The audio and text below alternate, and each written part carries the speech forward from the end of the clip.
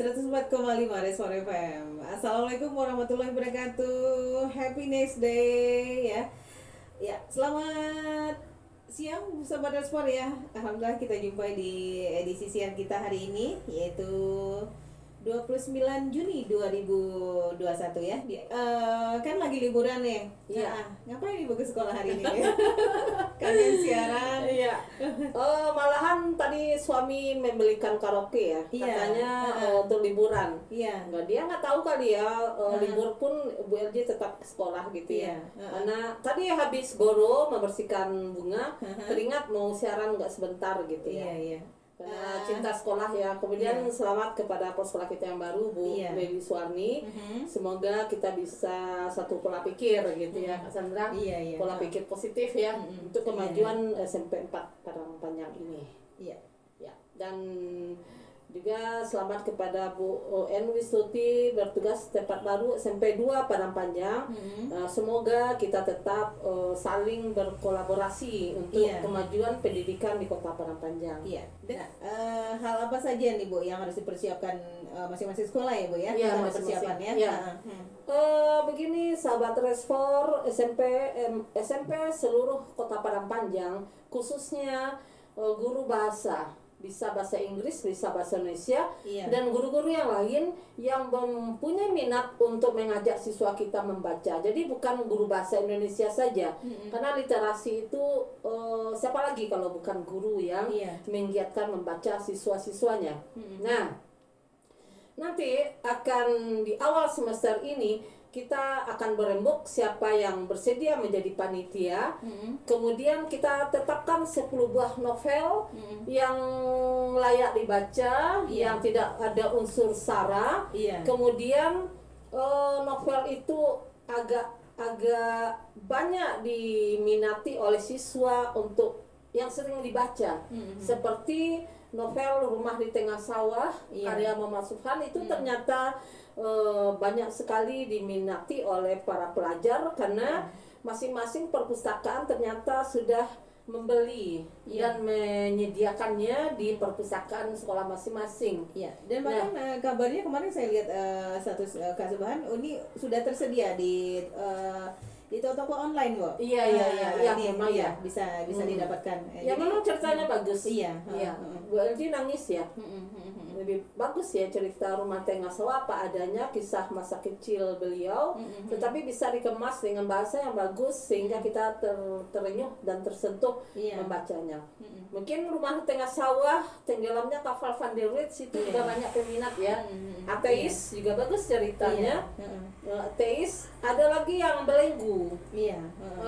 Salah Suhan kita juga harus memasukkan karya-karya masa Balai Pustaka, Pujangga Baru, angkatan 45 itu kebanyakan puisi-puisi. Mungkin puisi karya Motinggo Busie pada angkatan 66 dan angkatan modern seperti cerita novel karangan Muhammad Subhan itu termasuk pada karya-karya modern. Itu bisa kita masukkan pada salah satu kategori novel-novel yang wajib, yang 10 buah novel yang dibaca. Mungkin bisa juga Dilan, Kailandara, Kakak Kelas, Flamboyan Senja ya. Flamboyan Senja juga laris manis. Flamboyan Senja ternyata laris manis. Nah, nanti kita teli 10 buah itu tergantung masukan dari masing-masing SMP.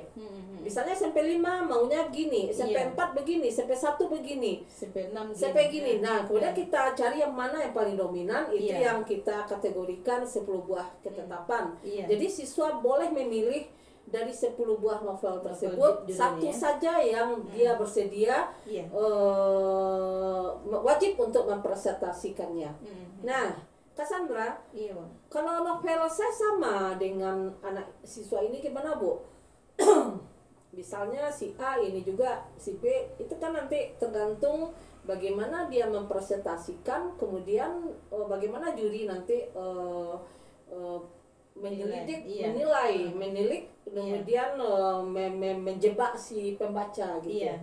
Nah, itu ya langkah pertama. Langkah kedua, Karena di bahasa Indonesia ada pembelajaran teks tanggapan, kita arahkan pembelajaran kita kepada bagaimana siswa menanggapi sebuah novel yang telah dibacanya. Iya. Jadi sambil menyelam minum air, Iya. siswa kita membaca, kemudian diajak untuk membaca kritis.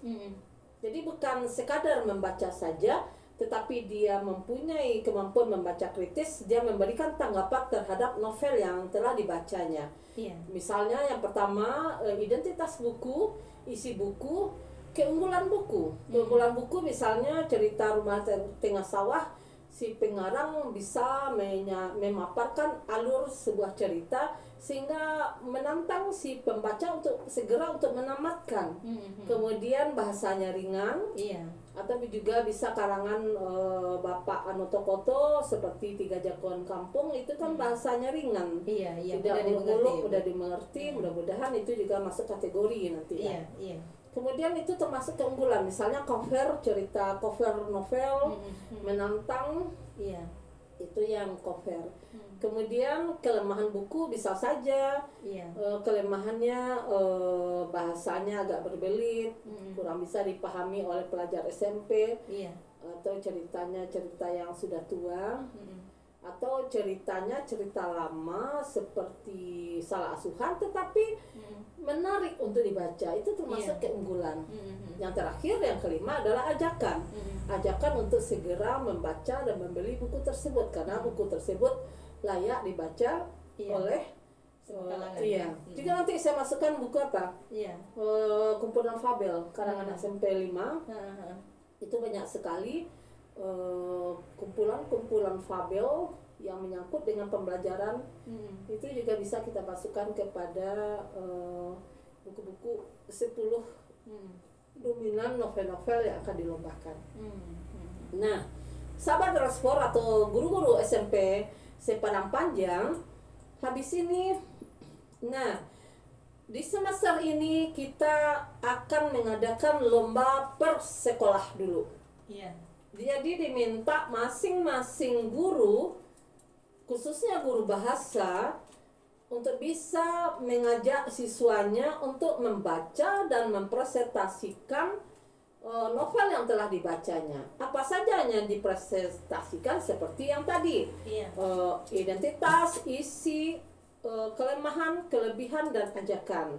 Nah, sesudah itu dapatlah dipilihlah, diseleksilah 3 orang atau 5 orang yang berbakat. Nah, jadi yang 5 orang ini nanti pada bulan semester 2 pada bulan Maret 2022 kita adakan adu lomba per sekolah. Iya.